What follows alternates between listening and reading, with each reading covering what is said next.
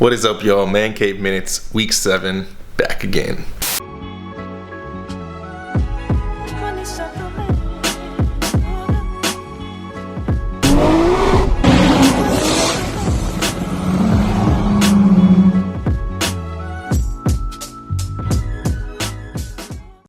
Hello and hello. So if you are new to the channel, subscribe and definitely check out the links below for the Facebook group. I'm gonna be doing another cover competition here pretty soon, so if you're not a part of it, join.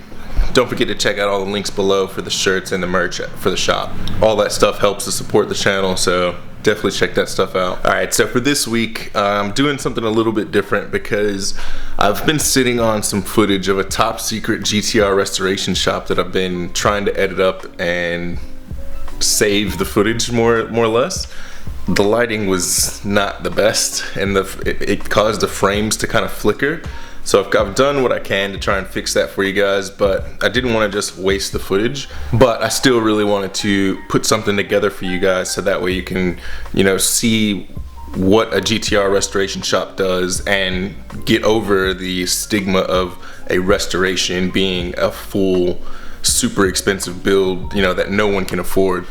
So what I've done is I was invited to go up to a place called Machina Magica to basically talk about what it is they do, how they do it, what a GTR restoration shop actually is. What I'll do is we'll play some of that and then we will come back and I'll show you some of the progress I've made on the GTR. Now I couldn't actually film going into this place because it's like really secretive. When I mean secretive, I mean super secretive. So couldn't film going in, but you're about to learn why, and this place is really cool. So I'm excited to be able to go back and start capturing some of the progress of some of the cars that are in this video, which you'll start seeing over the next couple of vlogs. Yeah, super excited to share that with you guys. Stay tuned, check it out, and yeah, let's go.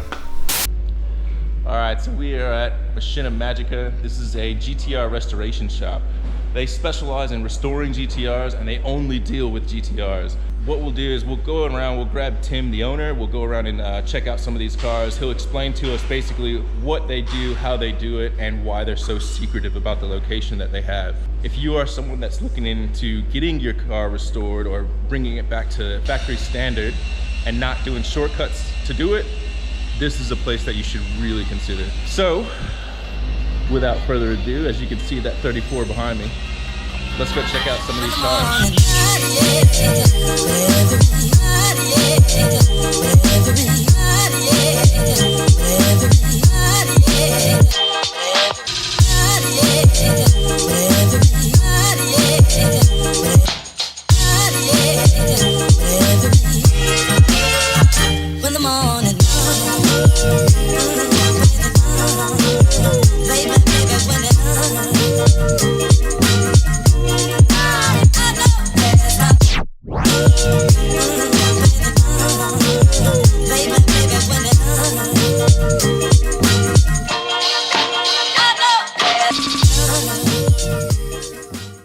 So let's go grab Tim, we'll go through the shop. He'll tell you a little bit about what they do, how they do it, and why the shop's so secretive about where they're at.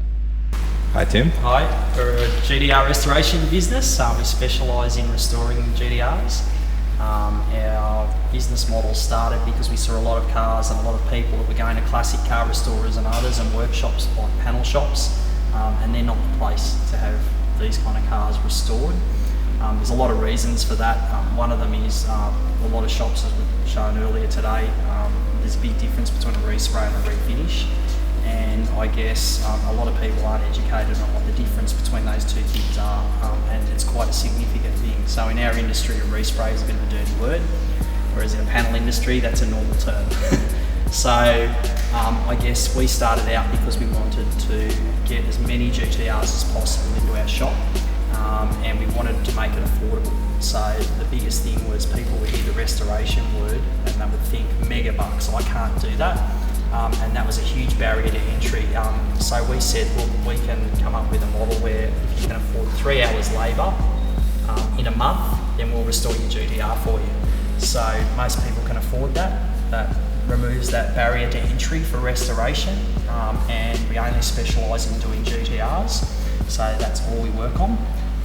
And that's worked for us so far. It's been an interesting way to meet a lot of people that have had GTRs that have otherwise said, look, I've had it parked in a shed, or it's broken down, which is a common one, or I haven't had the funds and I didn't think I could do it, or I've been running around getting quotes for resprays and that's been a barrier again. Not understanding that there's a lot of differences between those terms and what they're actually asking for and the result they're going to get. You're never going to get as good a result, in my opinion, for a respray as you are for a refinish. So a refinish is a proper as the factory did it. So we said we can make this affordable for people. We don't require a huge amount up front, so that barrier to entry is also gone. And we just say to people, well, allocate your time. It's a minimum of 3 hours, but you can go, if you want things done quicker, you simply allocate more hours each month. So everybody gets an allocation each month.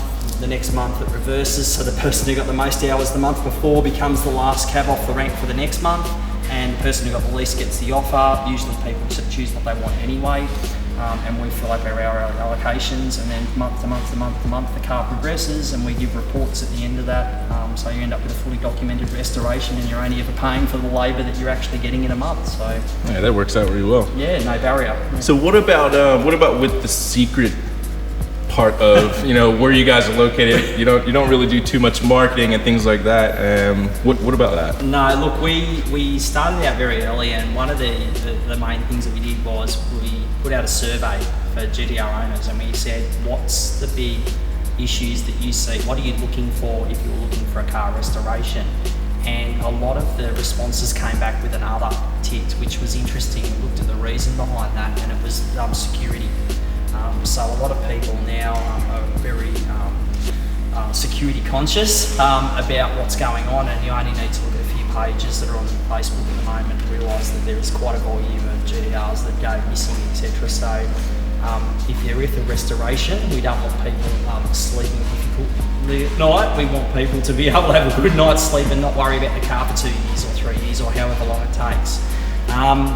And look, it's really a peace of mind that people can drop their car off knowing that those issues are all covered. So we're really security conscious. Up until now it's all been organic growth and organic marketing, and we really have tried to stay off. We don't advertise our address, we don't advertise our location, and there's just simple things like that are able to give a great level of security, because unless there's someone that's invited here, then they don't end up coming here. So the customers sign non-disclosure agreements, etc. So it keeps it very quiet, and then we employ a lot of security measures as well that we won't talk about. But it's something that we found was the number one on the survey. It was paramount to people, and I can understand that. So yeah. So what about actually getting the car here? So to get the car here, we've obviously got a Nevco drop deck trailer. It's only got a 2-degree angle. In the early days we used to have tow trucks when we were back in the Sydney shop, and we used to get the exhaust scraped when they're backing off and the bars crunching on the trays, and so when they come here they'd already have some damage. And so we said, well, if that was my car, we would be happy. And the towies, particularly some of the more unscrupulous operators would just put their hands up and say, not my problem. So we said, look, we've got to address that, and the way we did it was we went and bought that Nevco drop deck, and it means no bar crunching, nothing. We go and pick them up. So if people want us to go and pick up their car to bring it in for restoration, we're able to offer that as an additional service. And when we get the cars out here, then that means they're coming in, they're rolling into this shop, and there's no damage or possibility of it. So it's limited as much as you physically can do it. So.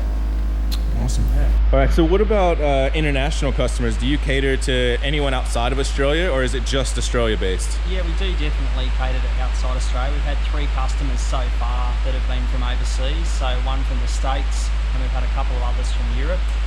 Usually we put them in touch with a shipping company so that they can arrange to make all the arrangements with the containers, and that we don't have to get involved with that until it gets to the Australian ports.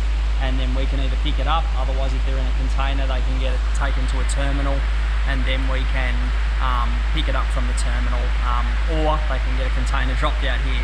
Depends on what they want to do. But yeah, we then put it back in the container at the other end and we ship it back overseas. So it's cheaper for international customers in some cases to use the Australian dollar at a low point and then to go and do it. And what they cater, because they pick their own hours each month, when their currency is stronger than ours, they allocate more hours, and then in the months when it's the opposite, then they'll allocate less hours. So it's a really clever way to do a restoration for international customers. So yeah, we do. All right, well, we're done here, so I'm gonna head home since I can't actually film leaving here, which now that you understand why, makes sense. We'll see you back there. All right, so like I said, I know the flickering is probably annoying. Hopefully it didn't show too bad. I did everything I could to try and fix that. But hopefully you guys learned something from that, because I sure did. Like the difference between what a refinish is and a respray is, and that most of the time when you send your car to a normal shop, they just scratch the surface of the paint back and spray over the existing paint. There is a few shops, and I've seen that firsthand, that they actually do bare metal resprays, but you do have to ask for bare metal respray, or else you just get, the respray where you saw the 33 door, and it had bare metal, a surface scratch with like a Brillo pad. So next time we go back, I'm definitely going to show you that part of it, where, what the three types of scruffing back the metal is. But yeah, it's so eye-opening, and just going there the one time, I learned so much, like as to what to look for on your own car to see if it's been damaged or hit, so that you're not in for more of a rude awakening whenever Tim actually has a hold of your car. I'm getting ready to go to Cootamundra for the GTR drag battle, so this Mancave minutes is a little early, but I needed to hurry up and get this out there, because I'll be filming pretty much the entire time. Usually it's a closed event, but we're allowed to film as long as we don't film the results. So definitely keep an eye on the Instagram feed, because I'll be blasting that away, and then we'll definitely get up close and personal with a bunch of cars. Hopefully we get a chance to do some reviews while we're out there, but I'm looking forward to it. Super excited. All right, well, I'm gonna end this here so I can get ready to get out there, get all my camera stuff all ready to go. Make sure you keep an eye out on the shop. I drop stuff all the time, so make sure you're keeping an eye on that. All that stuff helps to support the channel, get camera gear, get that thing on the road, so definitely check that stuff out. And yeah, we'll see you next week.